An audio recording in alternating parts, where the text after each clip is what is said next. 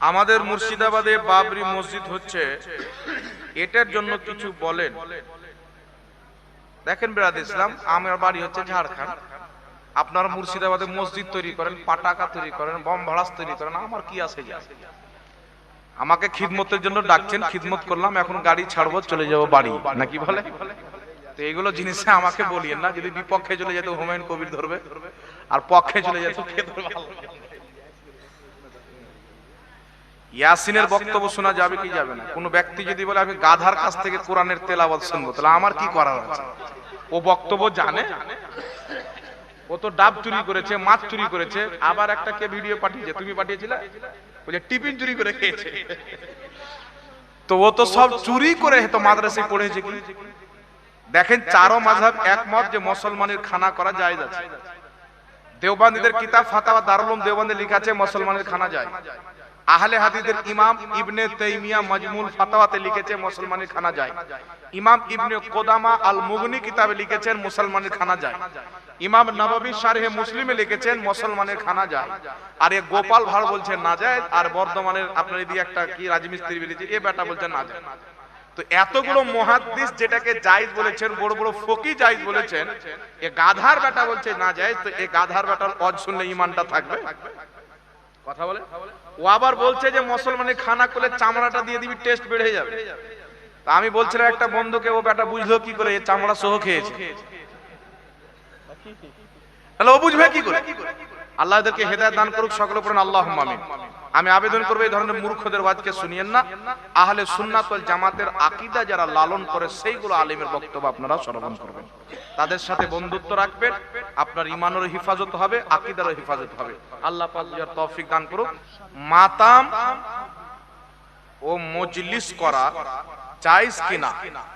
রাসূল পাক সাল্লাল্লাহু আলাইহি সাল্লাম আরবি ভাষাতে মাতামকে নোহা বলা হয়। নবী পাক বলছেন জামানায় জাহিলিয়াতের কিছু পার্থা আমার উম্মতের মধ্যে রয়েছেন, তার মধ্যে একটা হচ্ছে মাতাম।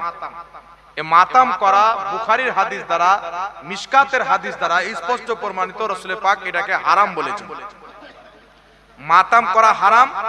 তারপর লেখা আছে প্রথম তিনজন খলিফাকে বাদ দিয়ে শুধুমাত্র হযরতে আলী রাদিয়াল্লাহু তাআলা আনহুকে মানা জায়েজ কিনা? বুখারী শরীফের হাদিস।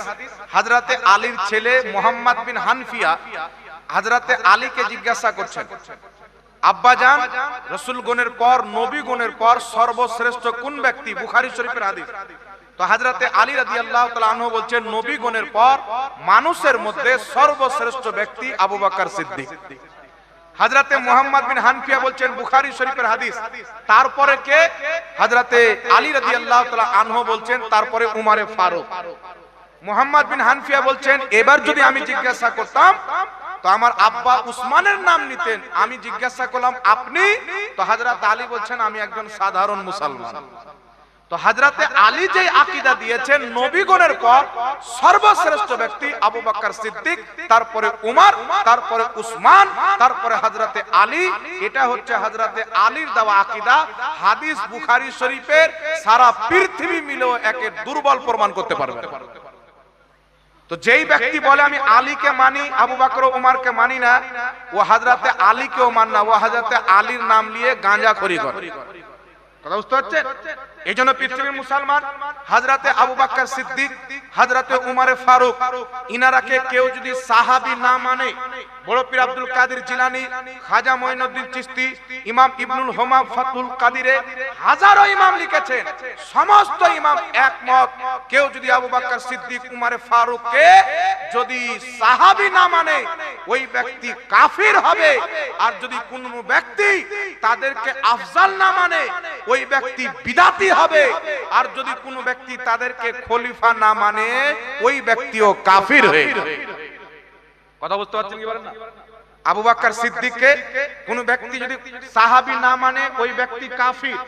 আর সমস্ত নবীর পর সর্বশ্রেষ্ঠ সাহাবীর মধ্যে এক নম্বরে না মানে, ওই ব্যক্তি বিদআতি অর্থাৎ গুমরাহ, জাহান্নামী। আর যদি তিনাদের খেলাফতকে কেউ অস্বীকার করে, সেই ব্যক্তিও কাফির ও মুরতাদ হয়ে যাবে, মুসলমান থাকবে না। কথা বুঝতে পারছেন? এখন গস পাকের নাম নিয়ে কিছু নিজেকে কাদরি বলতে চায়। এরা সাহাবীদেরকে হযরত আবু বকর সিদ্দিককে গালি দেয়, উমর ফারুককে গালি দেয়। বড় পীর আব্দুল কাদের জিলানীর নিকটেও নবীগণের পর সর্বশ্রেষ্ঠ ব্যক্তি আবু বকর সিদ্দিক, তারপরে উমর ফারুক। জোরে বলো সুবহানাল্লাহ। গস পাকের খাজা মঈনুদ্দিন চিশতি আর সমস্ত ইমামের এই আকীদার প্রতি ইজমা হয়েছে। তাই পূর্বের প্রত্যেক মুহাদ্দিসের যে আকীদা, আহলে সুন্নাত ওয়াল জামাতের ওটা আকীদা। কিছু শিয়াদের কিতাব থেকে নিয়ে, শিয়াদের ভরা কথা নিয়ে মুসলমানের মধ্যে শিয়া মতবাদকে প্রচার করতে চায়। এইগুলো থেকে সাবধান থাকবেন। খাজা মঈনুদ্দিন চিশতি, বড় পীর আব্দুল কাদের জিলানী, ইমাম আজম আবু হানিফা, ইমাম জাফর সাদিক, ইমাম মুসা কাযিম, ইমাম বাকির, নবী পাকের আওলাদগণেরও এটাই আকীদা ছিল। নবীদের পর আবু বকর সিদ্দিকের প্রথম নাম্বার। জোরে বল সুবহানাল্লাহ। এবার চলে আসেন বিরাদ ইসলাম, ফাতেমা রাদিয়াল্লাহু তাআলা আনহা এর মৃত্যু কিভাবে হয়েছিল শিয়াদের মতে। এর জন্য হযরতে উমর কি দায়ী? যেই ব্যক্তি হযরতে মা ফাতেমার মৃত্যুর দায় হযরতে উমর ফারুককে বানাবে, হযরত উমর ফারুকের ব্যাপারে বলবে উনি হযরতে ফাতেমাকে কতল করেছেন বা করিয়েছেন, এই ব্যক্তি নিঃসন্দেহে জাহান্নামী ব্যক্তি। ইসলামের সাথে এর কোনো সম্পর্ক নাই। কথা বুঝতে পারছেন?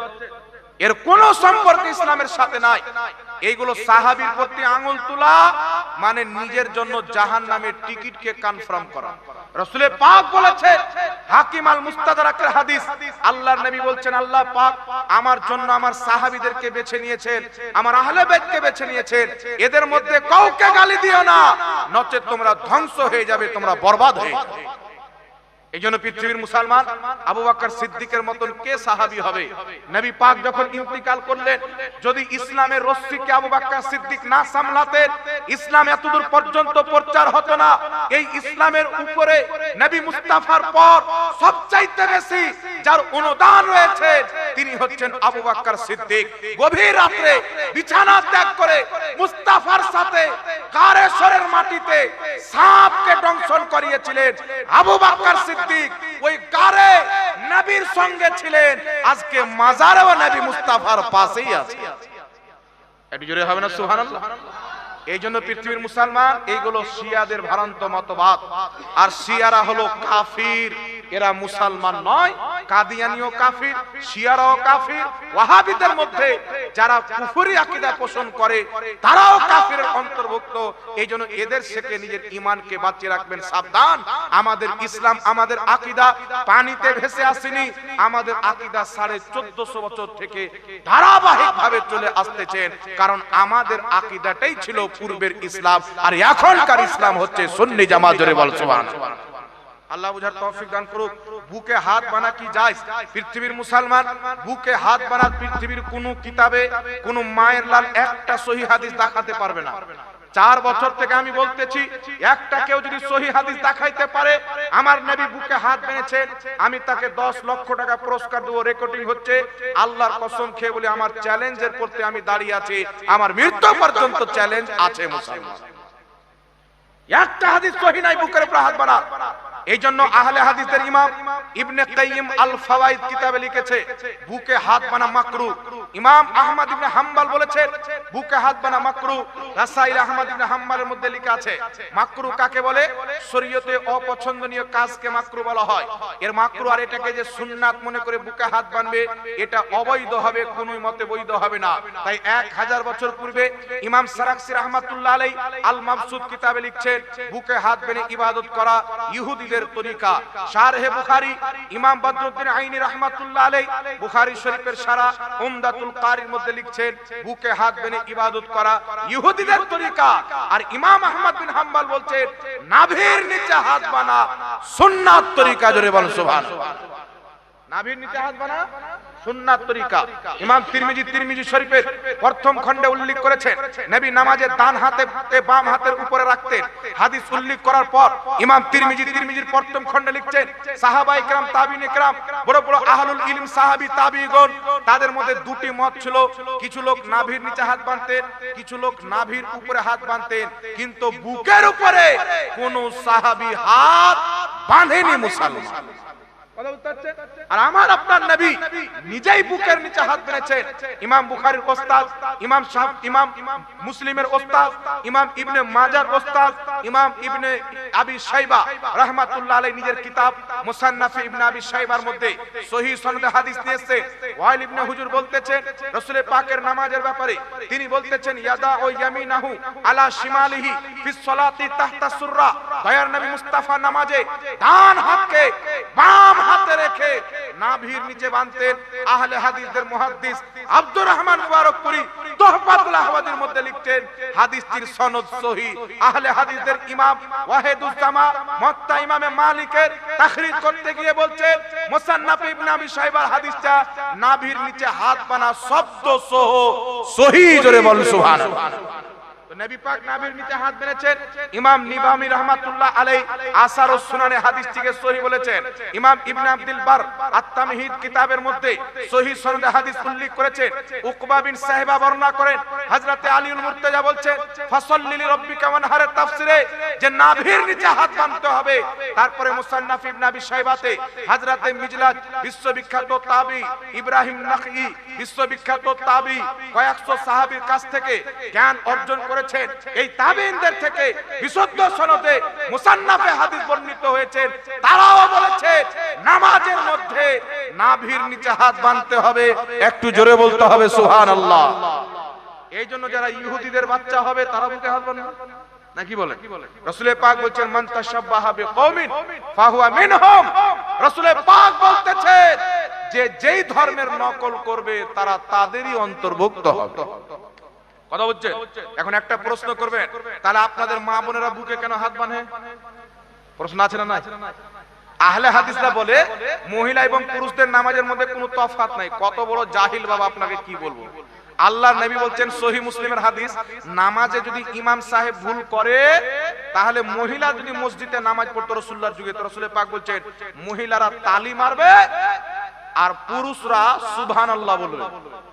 কি বলবে? সুবহানাল্লাহ বলবে। ফুকাহায়ে কেরাম বলেছেন যদি আল্লাহু আকবার বলে তবুও চলবে। তো মহিলারা তালি মারবে, পুরুষরা তাসবিহ বলবে। তফাৎ হলো কি হলো না? কথা বলেন। একটা আহলে হাদিস ফোন করেছেন মহিলা পুরুষের নামাজ এক, তফাতের একটা হাদিস দেন। আমি ওকে বললাম তোমাদের মসজিদে মহিলারাও নামাজ পড়তে যায় পুরুষরাও নামাজ পড়তে যায়, তোমরা তো আমিন বলো। আমিন বলা হচ্ছে বর্তমানে তিন প্রকার। একটা হচ্ছে আস্তে আমিন, আপন কানে আওয়াজ আসবে, পাশের লোক শুনতে পাবে না, এটা নবীর সুন্নাত। আর একটা হচ্ছে আমিন ভদ্র ভাষায় মিষ্টি জোরে। আর একটা হচ্ছে পাগলা কুকুরের মতন ভাদর মাসের মতন চেঁচানো আমিন। আমিন বলা হচ্ছে তিন প্রকার বাবা। এই চেঁচিয়ে আমিন বলাকে আমরা পছন্দ করি না। কথা বুঝতে পারছেন?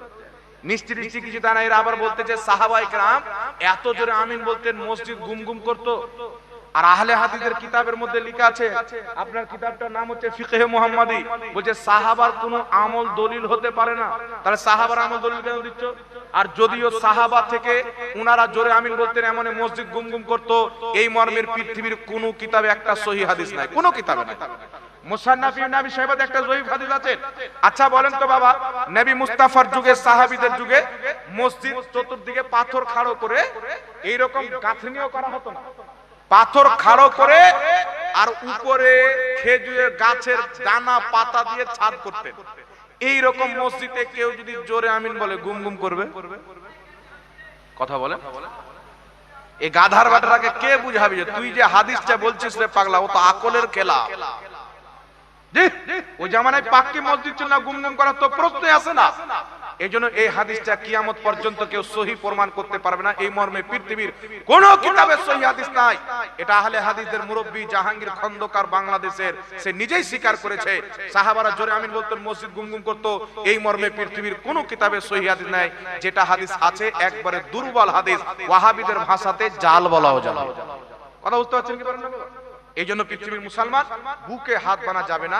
ওদেরকে জিজ্ঞাসা করেন তোমরা তো জোরে আমিন বলো, তোমাদের বহু বেটি যে নামাজ পড়তে যাও ওরা কিভাবে বলে? বলো ওরা আস্তে বলে। তো নবী পাকের একটা হাদিস দেখাও যে পুরুষরা জোরে আমিন বলবে, মহিলারা আস্তে বলবে। তো বলছে মহিলাদের পর্দার ব্যাপার আছে না হুজুর, এই জন্য তারা আস্তে বলবে। তাহলে এই জন্য মহিলাদের বুকটাও হচ্ছে পর্দা, ছাতিটাও হচ্ছে পর্দা, তাই তারা বুকের উপরে হাত বাঁধবে। এটা ইজমা দ্বারা প্রমাণিত। কুরআন হাদিস যেমন দলিল, ইজমাও হচ্ছে একটা দলিল। কথা আমার বুঝতে পারছেন কি পারেন না? এই জন্য মহিলাদের পর্দা বেশি হচ্ছে বুকে হাত বানাতে। আর হাসান হাদিস দ্বারা রাসূল পাক থেকে বর্ণিত, সাহাবা তাবিন থেকে সহিহ হাদিস দ্বারা প্রমাণিত, পূর্বে সাহাবা আব্দুল্লাহ ইবনে মাসউদ, ইব্রাহিম নাখি তাবি, সবারই এটাই কথা। মহিলাদের ব্যাপারে রাসূল পাক বলেছিলেন মহিলারা সাজদা করবে গচ্ছিতভাবে, তলাতে কোনো ফাঁকা রাখবে না, ডান পা দুইটা পা ডান দিকে বের করে সিজদা করবে, রুকু করবে তা হালকা ঝুঁকবে, রুকু থেকে উঠে পরিপূর্ণ দাঁড়াবে না, হালকা দাঁড়াবে, আবার রুকুতে সাজদাতে চলে যাবে। এই পদ্ধতি বিশুদ্ধ হাদিস দ্বারা নবী মুস্তাফা থেকে, সাহাবা থেকে, তাবি থেকে, মুসান্নাফে আব্দুর রাজ্জাকে, মুসান্নাফ ইবনে আবি শাইবাতে বিশুদ্ধ সনদে এটা প্রমাণ রয়েছে। তাই ইমামে আযম আবু হানিফা মহিলাদের নামাজের তরিকা ওটাই বয়ান করেছেন যেটা নবী এবং সাহাবা তাবেঈনরা বর্ণনা করেছেন। একটু জোরে হবে না সুবহানাল্লাহ?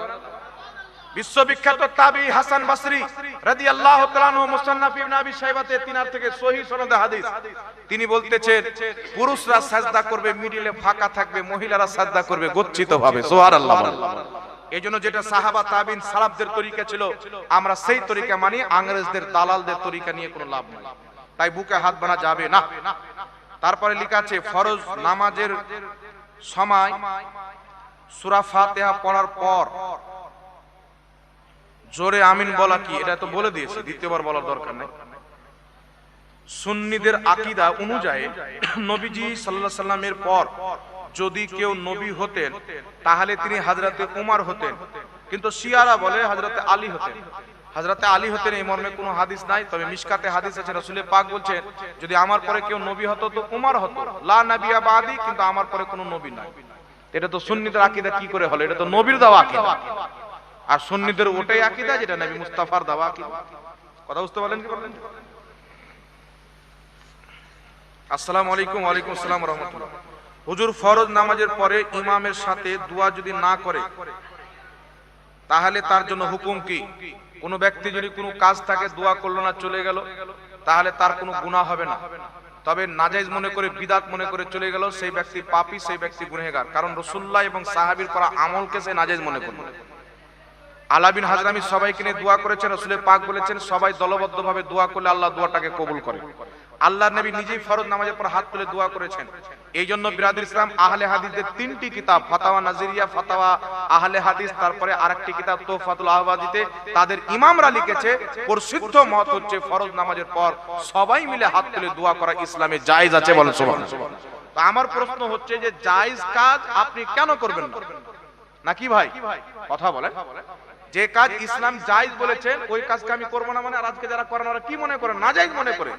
তো নবীর করা আমল, সাহাবার করা আমল নবী অনুমতি দিয়েছেন দলবদ্ধভাবে দোয়া করার, আপনি সেটাকে নাজায়েজ মনে করবেন? তো আপনি নিজেকে খ্রিস্টান বলেন আর দোয়া করিয়েন না, আমাদের কোনো আপত্তি নাই।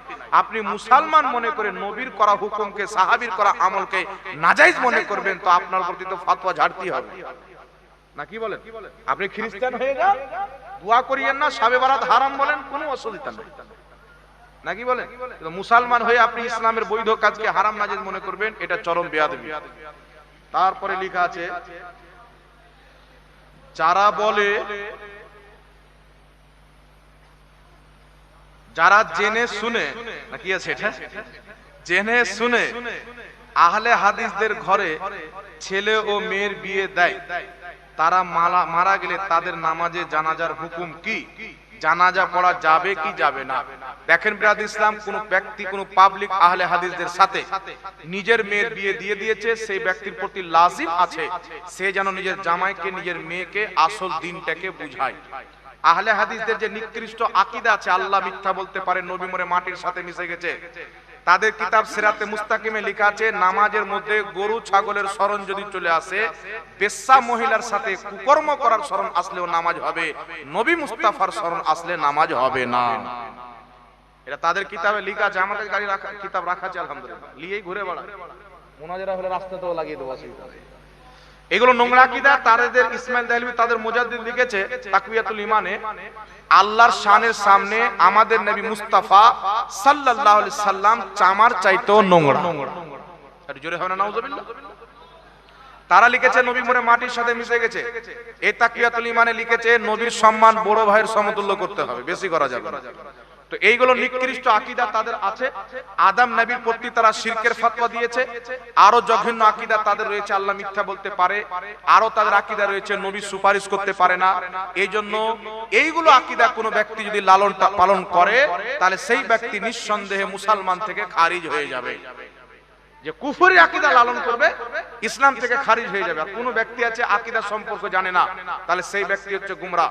যারা নিজের মেয়ে ছেলের বিয়ে দিয়ে দিয়েছেন, আমি মুসলমানদেরকে বলবো ভাই এদের থেকে নিজের ছেলে মেয়ের বিয়ে দিবেন না, এটা ইসলামের নাজায়েজ রয়েছে। কোন ব্যক্তি যদি মদ পান করে তাহলে সেটা মুসলমান মদ পান করলে হালাল হবে না, ইসলাম এটাকে হারাম বলেছে। তেমনি বদ আকীদার সাথে নিজের ছেলে মেয়ের বিয়ে দেওয়া শরীয়তে হারাম আছে। যেই ব্যক্তি দিচ্ছে তার পাপ সেই করছে। আর যদি কোনো ব্যক্তি মেয়ে দিয়েছে আর তারই আকীদাতে চলছে, সেও ওয়াহাবি হয়ে গেছে, তার নামাজে জানাজা পড়া যাবে না। কিন্তু সে যদি সুন্নি আকীদায় চলে তার নামাজে জানাজা পড়াতে হবে। ইমামদের কর্তব্য নিজের মুক্তাদিকে বুঝাবে যাতে এই ধরনের বিয়ে থেকে তারা বাঁচে।